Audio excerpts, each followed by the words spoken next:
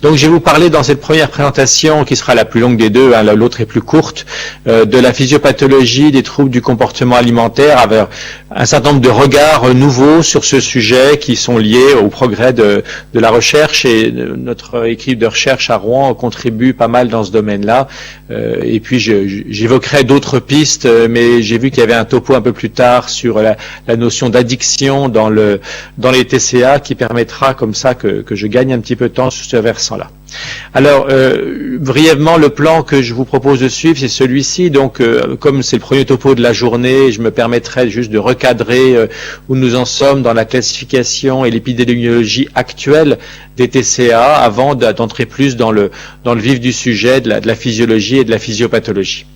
Alors, voilà, simplement, on a maintenant un paysage de TCA qui s'est à la fois simplifié et qui correspond plus à la réalité, c'est-à-dire qu'on est passé d'une vision très restrictive, anorexie, boulimie, syndromique, finalement assez rare, à une vision plus large. Et dans le DSM-5, on a maintenant 3 TCA typiques: l'anorexie mentale dans ses 2 variantes, la boulimie et l'hyperphagie boulimique, hein, donc qui est bien rentré maintenant dans comme un TCA typique et non plus comme un cadre résiduel.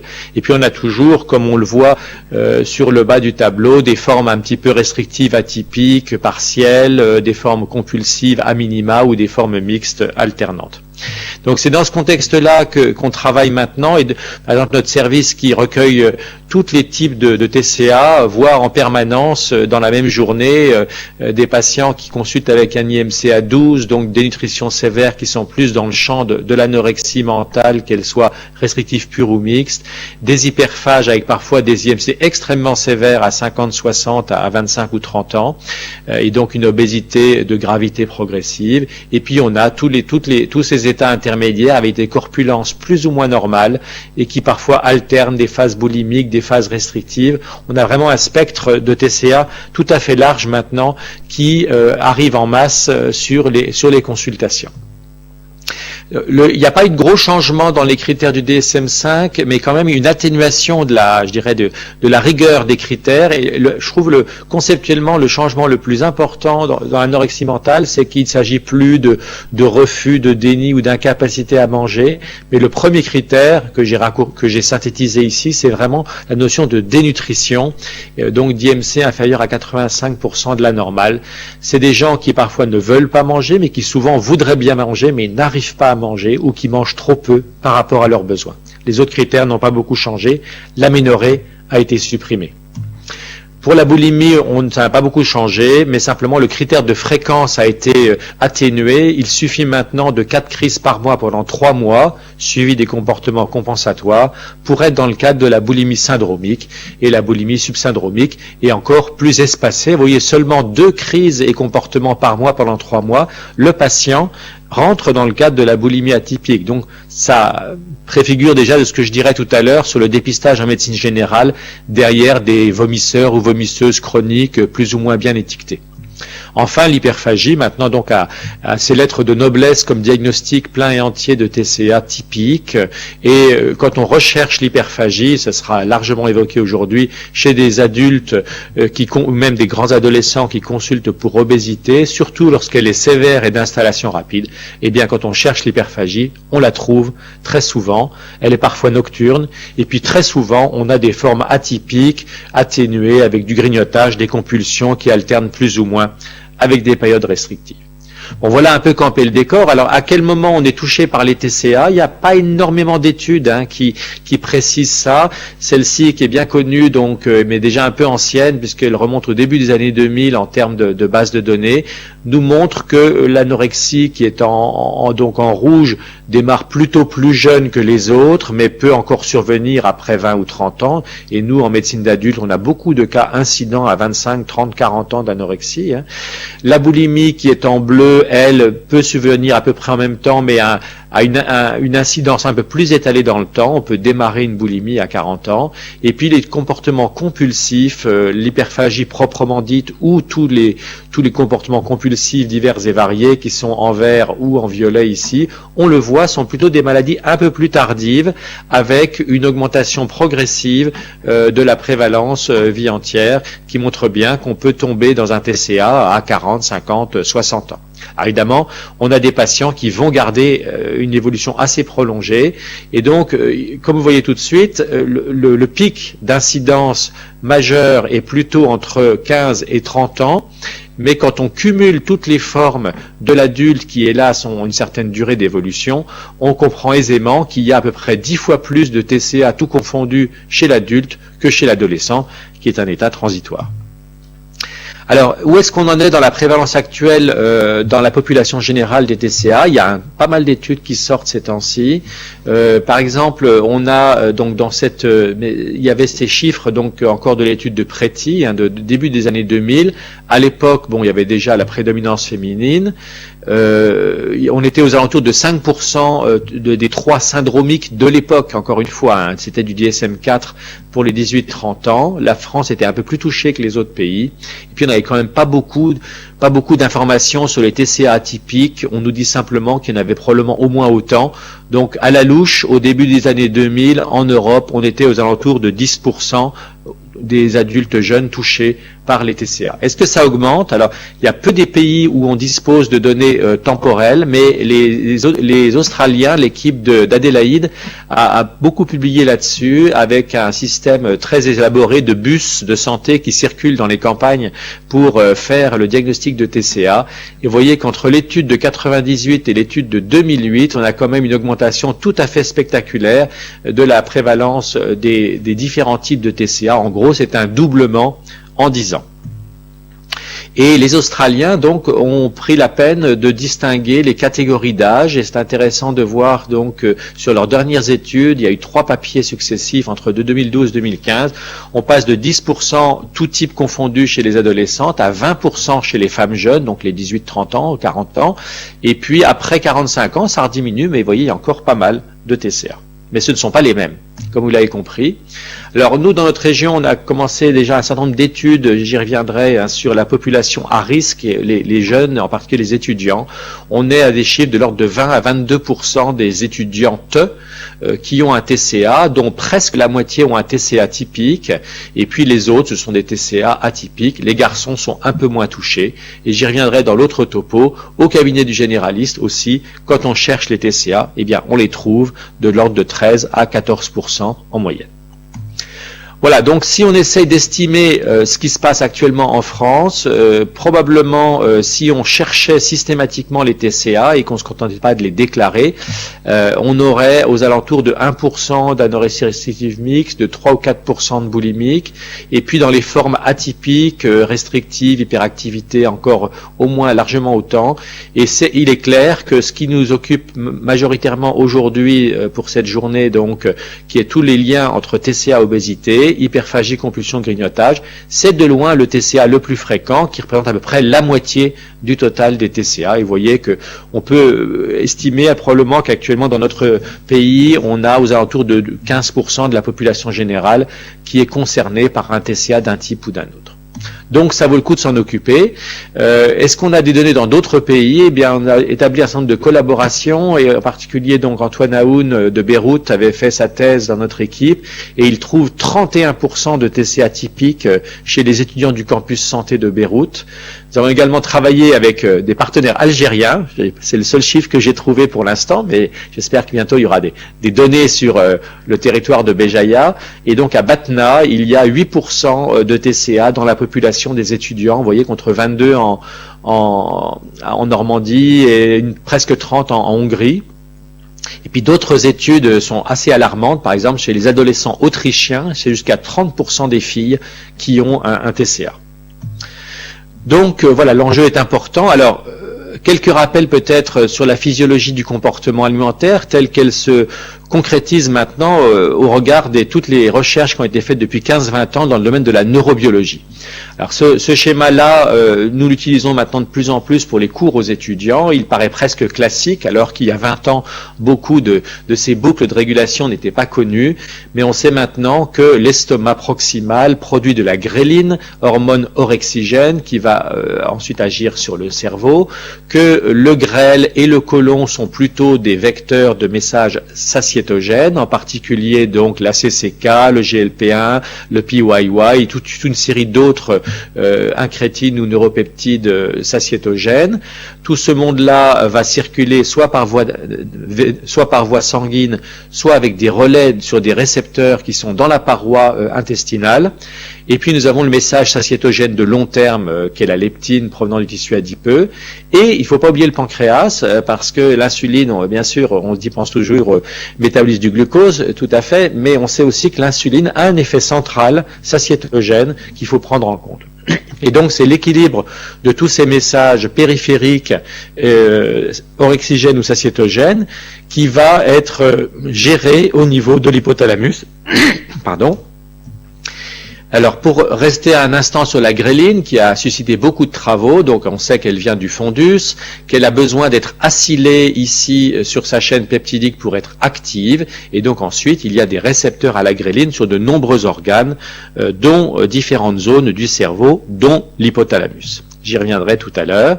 Et donc, je parlais d'hypothalamus. On sait qu'à la base du cerveau, donc l'hypothalamus est une zone très importante de régulation des fonctions métaboliques, d'intégration des signaux homéostasiques et autres, et aussi émotionnels, on va y revenir. Et donc, c'est là que se joue finalement ce carrefour de signalisation entre les messages orexigènes comme la gréline, avec des neuropeptides dans le noyau arqué qui vont produire des relais orexigènes comme AGRP, NPY, et puis des sentinelles de la satiété, des neurones à pro-opio-mélanocortine, qui eux vont produire différents peptides, dont l'alpha-MSH, qui est le principal signal satiétogène. Et donc 3 fois par jour, pour faire simple, dans notre mode d'alimentation, je dirais occidentale, nous avons la gréline qui monte avant les repas, une activation de la prise alimentaire, une levée temporaire du frein satiétogène, et puis dans les 20 à 30 minutes qui suivent le début du repas, tous les signaux périphériques, en particulier digestifs, commencent à dire « merci, j'ai bien mangé, on va s'arrêter » et le signal satiétogène se remet en place et les choses rentrent dans l'ordre.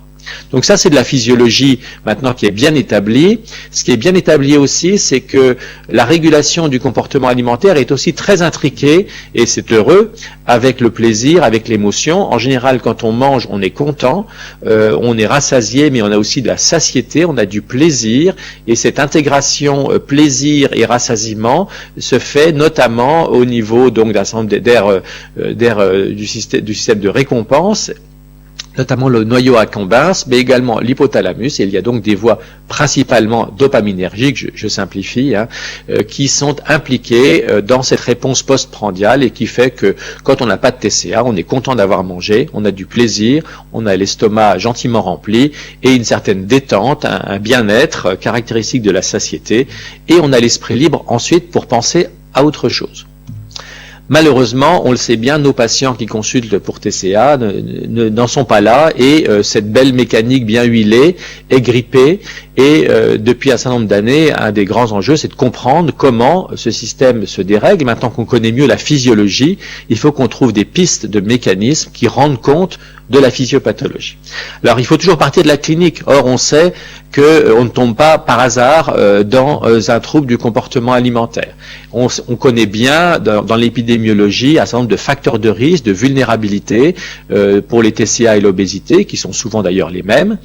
Les antécédents familiaux, de dépression, d'addiction, de TCA, d'obésité, il y a effectivement des vulnérabilités.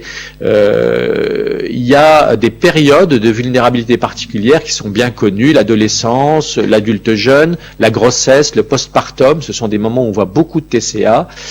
Et puis, il y a indiscutablement un terreau génétique plus ou moins marqué selon les formes. C'est sur l'anorexie mentale restrictive qu'il y a eu le plus d'études génétiques, avec, je dirais, un consensus modéré quant aux gènes candidats, mais quand même un certain nombre de gènes, par exemple comme le BDNF, qui ont retenu pas mal d'attention et qui rendent compte d'un certain surrisque de développer la maladie. Bien sûr très élevé dans les familles où il y a des agrégats d'anorexie mentale, mais c'est probablement une minorité des cas d'anorexie mentale. Globalement, le facteur génétique, tout TCA confondu, est un facteur de risque assez modeste au regard des facteurs environnementaux. Et quand on dit environnementaux, c'est bien sûr tout ce qui va détraquer le système, et je dirais il y a un dénominateur commun à tout ça qui est le stress. On a tous dans nos consultations des patients et des patientes qui ont connu des violences de tous ordres, psychologiques, physiques, hélas parfois sexuelles, des maladies, des accidents, des deuils, des stress affectifs en tout genre. Ce qui se fait beaucoup actuellement, c'est le stress scolaire, universitaire, professionnel. On voit beaucoup de harcèlement au travail qui se termine par un TCA. Et puis le stress le plus classique, c'est le régime restrictif. Notre organisme n'est pas fait pour jeûner indéfiniment.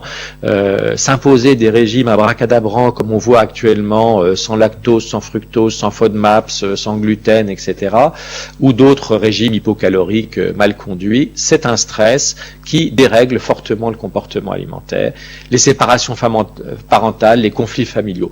Tout ça est bien connu, mais encore fallait-il essayer de trouver quelles pouvaient être les passerelles mécanistiques pouvant expliquer l'observation clinique épidémiologique et ses dérèglements neurobiologiques. Alors, ce rôle du stress, on l'a bien retrouvé, donc je faisais allusion dans notre équipe, nous avons des épidémiologistes, nous travaillons beaucoup sur la prévalence des TCA chez les jeunes et les comorbidités, les coaddictions. Dans ce tableau, c'est un peu petit, je vous ai encadré le risque de TCA dépisté par le questionnaire SCOFF, qui est donc aux alentours de 22% chez les filles. Et bien, quand on prend les quartiles de stress, mesurés avec les stèles de stress de Cohen, on voit que dans le quartile le plus élevé, l'odd ratio d'avoir un TCA est de 5. Donc, c'est clairement les étudiants et les étudiantes les plus stressés qui sont les plus à risque d'avoir un TCA, aussi bien d'ailleurs que d'avoir une consommation d'alcool à problème, etc. Donc, il y a un profil de vulnérabilité, également de cyberaddiction chez ces jeunes. Et effectivement, le stress apparaît souvent comme un facteur commun de risque pour l'obésité et pour l'addiction. Dans ce papier de Biological Psychiatry, on a ici donc des échelles de score total, et on voit que chez les fumeurs ou chez les alcoolodépendants et chez les obèses, on a une sorte de similarité de niveau global de stress qui laisse penser qu'il peut y avoir une dérégulation du coping au stress dans ces différents groupes de pathologies. Et de plus en plus d'études maintenant effectivement font le parallèle, et ce sera réévoqué plus tard, entre un certain nombre de mécanismes impliqués dans l'addiction et dans les troubles du comportement alimentaire. Là, l'exemple qui est mis, celui du tabac, simplement les niveaux d'action et les niveaux de boucle de renforcement dans la dépendance sont peut-être un petit peu différentes. On a évidemment pour la nourriture des facteurs homéostasiques qui sont un peu différents et qu'on n'a pas pour le tabac, mais in fine, c'est quand même bien toutes les aires tegmentales ventrales, le système dopaminergique qui vont être mis à contribution et qui vont rentrer dans des boucles de renforcement positif de l'addiction et négatif pour la santé. Alors, on a maintenant aussi des connaissances sur des modèles un peu bimodaux, et on sait dans la clinique qu'on a des patients qui parfois débutent leur TCA par une compulsion et ensuite vont basculer en restriction, ou au contraire qui font des phases restrictives d'abord, puis des phases compulsives, et il semble bien que ça puisse s'expliquer donc par des mécanismes d'adaptation qui dérapent et qui vont au-delà de la compensation et qui partent dans une sorte de comportement inverse qui va venir rechercher à nouveau une sorte de bien-être pour compenser un stress qui lui perdure. Dans l'obésité, c'est un énorme problème parce qu'on sait très bien que la perte de poids d'un patient obèse est largement dépendante de son aptitude à contrôler son impulsivité alimentaire. Ça a été montré dans de nombreuses études. Je signale juste ce travail-là qui comportait de l'imagerie fonctionnelle et qui nous montrait que la perte de BMI chez un patient obèse qui est pris en charge était vraiment très reliée à la façon dont le patient réagit à des cibles émotionnelles alimentaires, et donc retrouver le contrôle de cette impulsivité alimentaire est certainement un élément essentiel dans la prise en charge des hyperphages. Alors, l'impact du stress, par quoi il se manifeste? Il y a plusieurs pistes. Il y a eu beaucoup de travaux sur la gréline, et il y a quand même maintenant une bonne accumulation de données pour penser qu'effectivement, les différents stress, que ce soit un régime hyperlipidique via l'acylation ou d'autres stress via la liaison récepteur de la gréline, donc des dérégulations de la voie de la gréline semblent bien en jeu dans ces renforcements positifs, notamment soit dans l'anorexie, soit dans l'hyperphagie.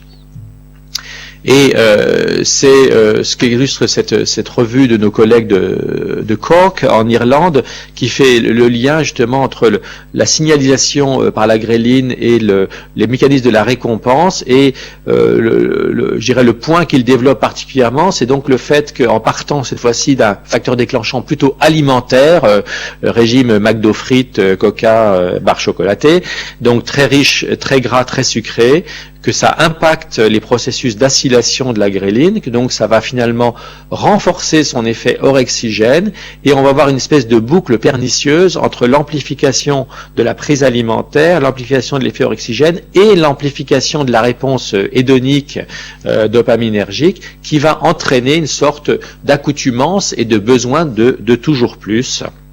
Il y a aussi d'autres papiers qui laisse penser que le régime hypergras, hyperlipidique diminue la sensibilité aux messages satiétogènes, notamment de la CCK. Et donc, on a ce genre de boucle qui peut commencer à s'installer, qui rend compte d'un certain nombre de TCA compulsifs, avec le lien, bien sûr, anxiété-dépression, qui va chercher à se faire du bien sur l'alimentation, qui va entraîner initialement une réponse hédonique positive, et donc va entraîner le sujet à y retourner, parce qu'il a eu l'impression que quand il mange effectivement un peu plus et un peu plus gras et un peu plus sucré, il acquiert une détente, une lutte contre le stress, et on est dans un cercle évidemment tout à fait pernicieux et addictif, bien connu. Alors, est-ce que la gréline explique tout? Ben non, malheureusement, la gréline n'explique pas tout. En tout cas, la gréline telle qu'on peut la doser, pas tout à fait en routine, mais enfin, elle explique pas tout, parce que quand on regarde cette revue, donc qui a été coordonnée par Virginie Toll, là, qui est la coordonnatrice de notre groupe de recherche interdisciplinaire sur les TCA, entre l'anorexie mentale restrictive, avec purge, l'obésité, etc. Bon, les données sont un peu contradictoires. On pourrait se dire, si l'anorexique ne mange pas, c'est qu'elle n'a pas assez de gréline. Et malheureusement, c'est pas ça, puisqu'en général, il y a une hypergrélinémie dans l'anorexie. Et si l'obèse mange trop, c'est qu'il a trop de gréline. Et c'est pas vrai, puisque beaucoup d'études montrent que la gréline est normale, voire basse, dans l'obésité. Et de la même façon, on pourrait se dire, c'est parce que l'obèse n'a pas assez de leptine. Non, l'obèse a beaucoup de leptine, il a beaucoup de tissu adipeux, il produit beaucoup de leptine, mais la leptine n'exerce plus son mécanisme satiétogène. Ça veut donc dire qu'il y a des éléments perturbateurs qui font que l'équation endocrinologique classique hormone-récepteur effet biologique est en défaut dans ces troubles du comportement alimentaire. Alors, qui est-ce qui fait la pagaille?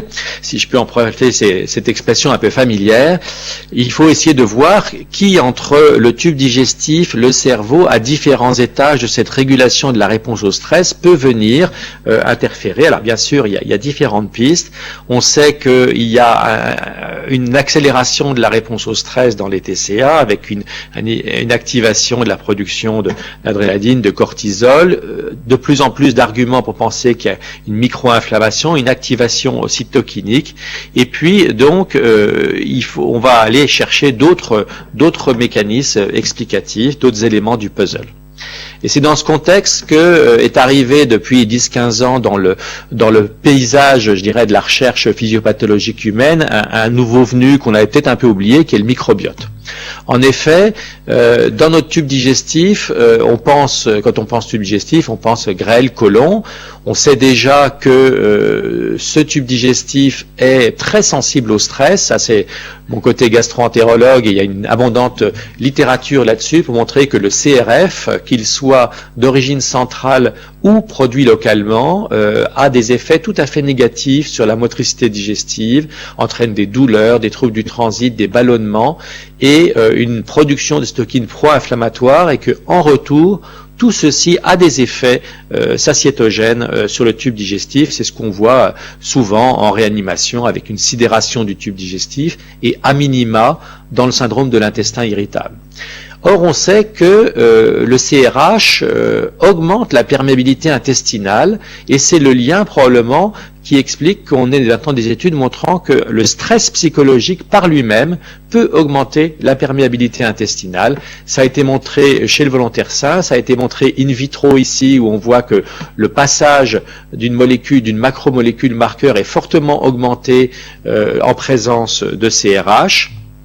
Il y a même des études chez l'homme, donc montrant qu'après un stress psychologique calibré, lorsqu'on prend des biopsies intestinales, on voit qu'il y a des modifications de la perméabilité intestinale, et si on mesure un certain nombre de paramètres de perméabilité intestinale, comme le rapport lactulose-mannitol dans les urines, eh bien, le fait d'avoir eu un stress, par exemple, de paroles, vous savez, ces espèces de paroles confuses qu'on envoie dans le casque des volontaires, eh bien, on augmente la perméabilité intestinale presque autant que si on leur donnait des anti-inflammatoires non stéroïdiens. Donc l'intestin n'aime pas le stress, et on le montre également dans ce modèle d'anorexie mentale qu'on a développé au laboratoire, donc Activity-Based Anorexia. On voit que avec la restriction alimentaire et l'hyperactivité, qui sont des bons indicateurs d'un comportement anorexique, on a clairement une augmentation de la perméabilité intestinale et une diminution d'un certain nombre d'indicateurs d'intégrité épithéliale, en particulier une des protéines de jonction serrée. Donc notre intestin stressé devient une passoire moins sélective, si on peut dire, et on peut penser que ça va modifier fortement notre dialogue avec notre notre hôte que nous hébergeons, c'est-à-dire avec notre microbiote. Et donc, beaucoup de travaux, depuis une dizaine d'années, s'intéressent au rôle du microbiote dans le contrôle du poids. Alors, au début, ça a commencé dans l'obésité, et ça continue très fortement. L'explosion des techniques d'analyse métagénomique, protéomique, métabolomique font qu'on a de plus en plus d'évidence que le microbiote est impliqué dans la régulation du poids. L'illustration la plus flagrante, c'est que quand on prend du microbiote de patients obèses et qu'on les transplante à des souris qui ne demandaient rien à personne, elles prennent de l'adiposité. Inversement, si on prend le microbiote du jumeau qui lui est mince, eh bien la souris reste mince. Et il y a des dizaines d'expériences comme ça maintenant qui montrent qu'on peut transférer le phénotype obèse ou maigre en utilisant des transplantations de microbiote, ce qui laisse penser qu'il y a quand même des mécanismes régulateurs assez directs. Alors, quels pourraient être ces mécanismes régulateurs et comment le microbiote pourrait interférer avec notre homéostasie, avec notre poids, avec notre comportement alimentaire? Il y a plusieurs mécanismes possibles, je dirais qu'ils sont un peu similaires à ceux qu'on connaît pour les nutriments ou pour des stimuli extérieurs classiques. Et donc, il y a actuellement un développement très rapide d'une certaine endocrinologie microbienne qui décrit des signaux qui sont soit des cytokines, soit des lipopolysaccharides, soit donc des endotoxines, soit des peptides, voire des monoamines produites par le microbiote qui sont capables d'aller signaler au niveau épithélial, sous-muqueux, sur les neurones de la paroi digestive, pour remonter plus ou moins haut, au niveau médulaire, au niveau du tronc cérébral, voire plus haut également ensuite avec des relargages sanguins, pour participer à la régulation de nos comportements. Alors c'est un peu désagréable de s'imaginer que peut-être une partie de nos comportements est liée à des facteurs liés au microbiote, mais je crois qu'il faut s'y faire. Donc, nous avons commencé à travailler là-dessus il y a une dizaine d'années en prenant le relais des premiers travaux de Sergei Fetisov à Karolinska, qui montraient qu'il y avait des anticorps anti-alpha-MSH et contre d'autres neuropeptides dans le sérum des patientes anorexiques boulimiques. Donc c'était un peu challenging, qu'il y avait des liens peut-être avec les symptômes. Donc pourquoi ces immunoglobulines antineuropeptides, à quoi elles servent, comment elles marchent? Ça a été le début d'une longue histoire, avec comme concept général que des anticorps probablement d'origine digestive peuvent venir donc moduler le message hormone-récepteur que j'évoquais tout à l'heure, et en quelque sorte l'amplifier ou le freiner. Il fallait débroussailler tout ça et voir comment ça pourrait expliquer des dérèglements des mécanismes que j'ai mentionnés tout à l'heure sur la satiété, sur la prise alimentaire et sur le plaisir et donc la dépendance. Donc, une des étapes a été la recherche d'homologie structurelle entre des protéines bactériennes et des neuropeptides régulant la prise alimentaire.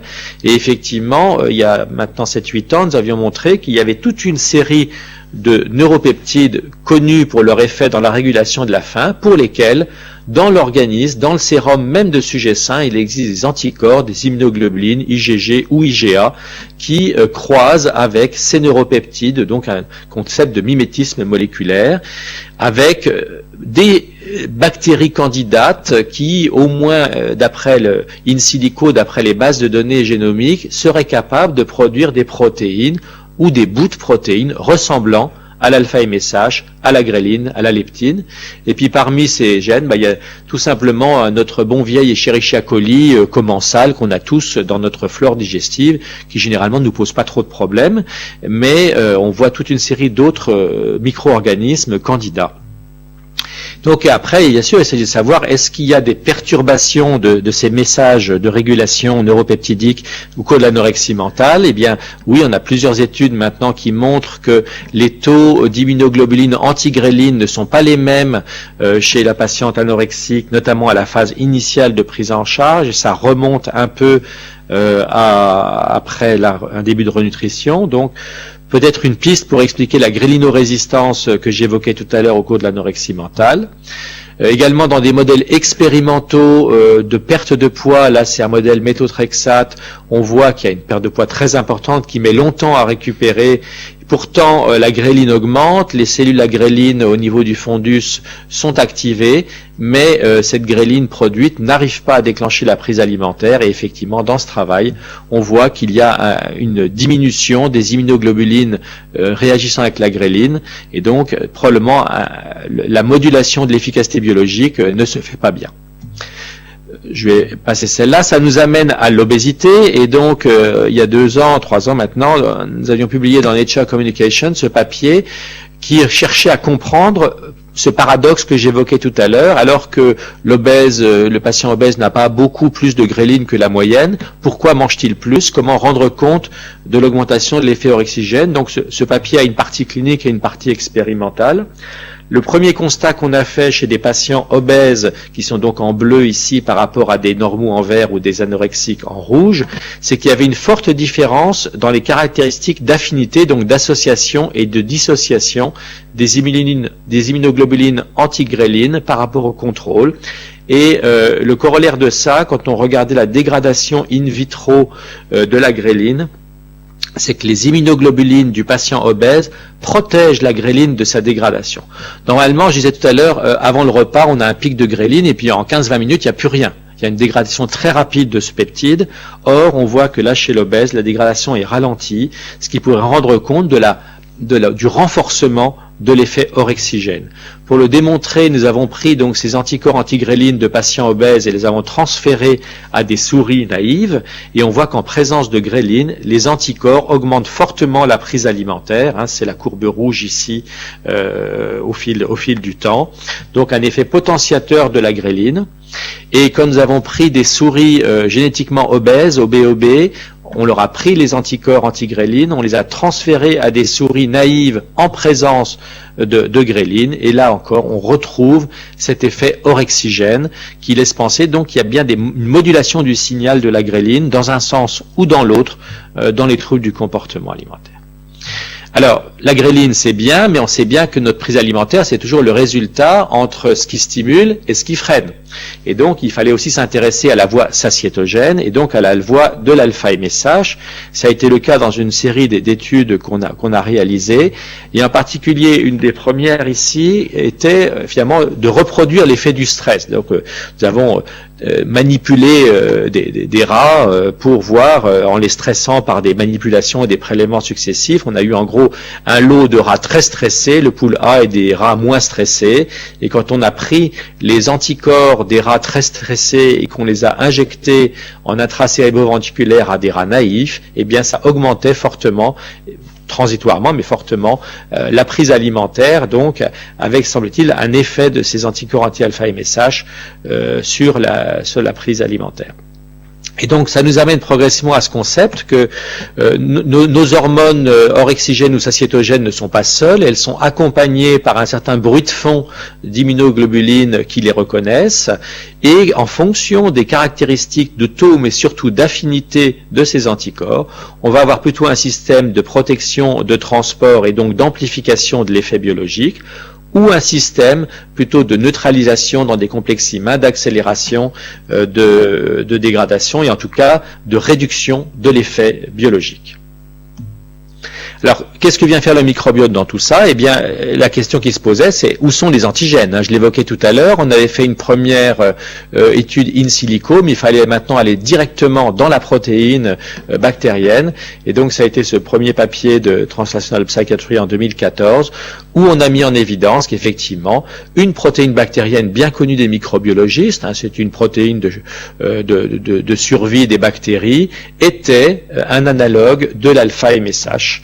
Ça a été observé en utilisant des techniques de protéomique. On a pris les protéines bactériennes, on les a isolées en électrophorèse bidimensionnelle, on a appliqué des anticorps spécifiques anti-alpha-MSH, on a fait des méthodes, ici, ça c'est un contrôle négatif après adsorption, et donc en analysant en spectrométrie de masse cette protéine CLPB, qui est une grande protéine, on tombe sur un secteur ici qui a 5 acides aminés d'homologie structurale et surtout conformationnelle avec l'alpha-MSH. Et dans cet article, que je ne vais pas détailler, il y avait des tests montrant que quand on injecte de la CLPB recombinante à des rats, on produit des anticorps anti-CLPB qui viennent modifier le message alpha-MSH. Les éléments très nouveaux aussi, là c'est une autre équipe qui a publié que le récepteur MC4R, donc ce récepteur à la mélanocotine de type 4, qu'on connaît bien au niveau de l'hypothalamus comme étant la cible de l'alpha-MSH, eh bien il existe aussi à la surface de l'intestin, à la surface des cellules endocrines intestinales. Ça veut donc dire qu'il est capable de palper des signaux satiétogènes venant de la lumière intestinale, que ce soit peut-être des signaux alimentaires ou des signaux bactériens.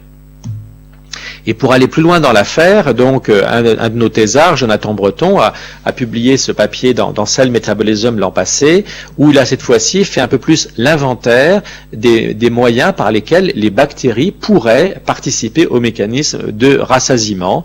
Et pour cela, il a mis des Escherichia coli en culture, il leur a donné à manger consciencieusement 4-5 fois de suite, donc il a stimulé la prolifération bactérienne. Ça c'est bien connu des bactériologistes, il y a une phase de croissance, et ensuite il y a une phase stationnaire avec un système de quorum sensing qui fait que la culture bactérienne s'arrête.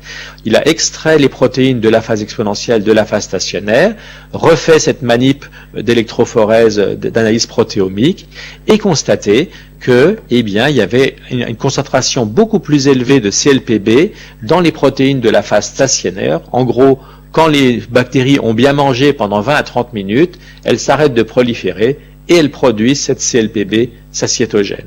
Et quand on reprend les protéines de la phase exponentielle ou de la phase stationnaire et qu'on les injecte dans l'intestin d'un animal naïf, eh bien, ça induit la libération de GLP1 et de PYY respectivement, donc les neuropeptides anorexigènes déjà bien connus, et ça a un impact sur la réduction de la prise alimentaire. Donc tout ceci suggère fortement que des facteurs bactériens, dont CLPB, sont capables de stimuler la satiété, et effectivement, lorsqu'on administre ces protéines bactériennes, cette fois-ci en intrapéritonéal, donc par voie systémique, on observe une activation d'un certain nombre de zones bien connues pour être impliquées dans la satiété, que ce soit au noyau du nerf arqué, les neurones opioïdes, ou également donc au niveau du noyau ventromédian, de l'amygdale cérébelleuse. Donc on a toute une série de cascades connues pour être impliquées dans la satiété qui sont activées par ces protéines bactériennes. Et in fine, la preuve, je dirais, en direct, c'est que nos collègues de Dijon, dans ce papier, en collaboration, ont réalisé des études de patch clamp sur des coupes d'hypothalamus. On voit ici la petite électrode qui injecte directement dans un neurone de la CLPB, et on voit qu'on accélère fortement la dépolarisation de ces neurones à propiomélanocortine, donc ils sont impliqués dans les régulations de la satiété. Donc ça nous amène à penser que vraiment un certain nombre de facteurs microbiens qui sont encore à inventorier, on est au début de l'histoire, peuvent vraiment jouer un rôle dans le contrôle de l'appétit, et je vous encourage à prendre un peu de temps et peut-être un peu de Doliprane si ça vous fait mal à la tête pour lire cette très belle revue de Sergei Fetisov dans Nature Reviews Endocrinology, qui est assez dense mais qui reprend tout ce qu'on peut imaginer actuellement savoir sur l'impact des bactéries intestinales sur le contrôle de la prise alimentaire. Et voilà le schéma récapitulatif, qui est un petit peu compliqué, mais il ne faut pas s'inquiéter. On a donc ici ce qui se passe dans la lumière intestinale, des nutriments qui stimulent la satiété, ça on le sait, le glucose, les acides aminés, c'est bien connu, mais aussi des nutriments qui donnent à manger aux bactéries, et ça c'est la nouveauté, donc, et ces bactéries nourries libèrent des signaux qui vont agir sur les cellules endocrines ou par voie systémique pour avoir des effets propres satiétogènes et moduler la production d'immunoglobulines qui elles-mêmes interfèrent avec les neuropeptides classiques, si je puis dire, même s'ils n'ont que 15-20 ans pour certains, de orexigène ou anorexigène, et tout ça est intégré un peu plus haut. Alors, on arrive au bout de l'histoire, ou presque, mais il y a encore plein de questions, évidemment. La question, ça peut être, qui change en premier? Quelle est la poule et l'œuf? C'est le grand classique avec le microbiote. Je crois qu'il n'y a pas de réponse univoque, parce on sait très bien que selon les patients, le dérèglement peut commencer à un moment ou à un autre. On a des patients qui commencent, je dirais bêtement, à faire des régimes restrictifs inutiles. Donc, ils modifient leur alimentation. Ça, on sait que ça impacte fortement le microbiote et que ça a des effets négatifs sur le comportement et le rôle du poids. D'autres allaient très bien, mais ont brutalement une perturbation de leur microbiote. D'autres ont simplement un trouble, un stress psychologique majeur, dont on sait qu'il va influencer plein de choses. Bien sûr, le comportement anxieux, dépressif, la réponse au stress, mais on sait maintenant que le stress de l'hôte déplaît fortement au microbiote et impacte la barrière intestinale. Donc il y a certainement plusieurs façons d'entrer dans la maladie, et donc en plus des phénomènes, je dirais, de dérèglement centraux déjà identifiés, je pense que ça incite à aborder l'obésité et le TCA de plus en plus comme des maladies non seulement psychiatriques, métaboliques ou nutritionnelles, mais aussi digestives, comportementales, bref, très, très globales. Et donc, c'est là-dessus que je terminerai, sur cette perspective intégrative et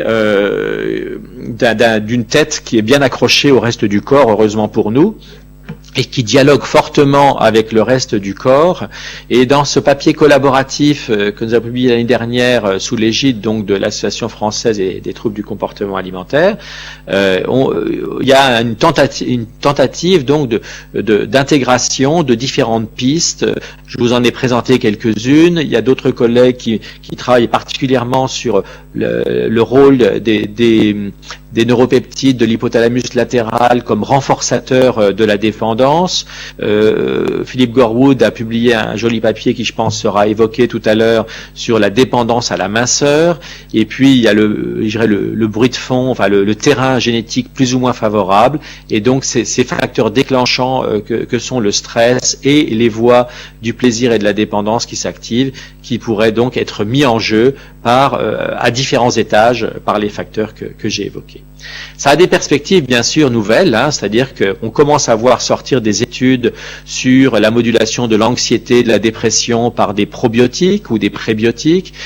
Nous-mêmes, nous travaillons actuellement très activement sur la mise au point d'approches de modulation du microbiote et de la barrière intestinale qui pourraient modifier le comportement alimentaire et aller vers des études chez l'homme dans les prochaines années.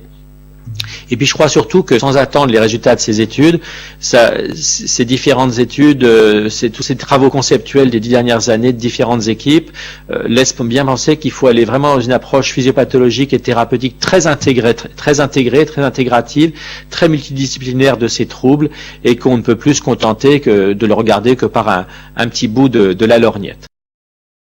Merci d'avoir regardé cette vidéo. Abonnez-vous et partagez-la sur Facebook. À très bientôt pour d'autres vidéos.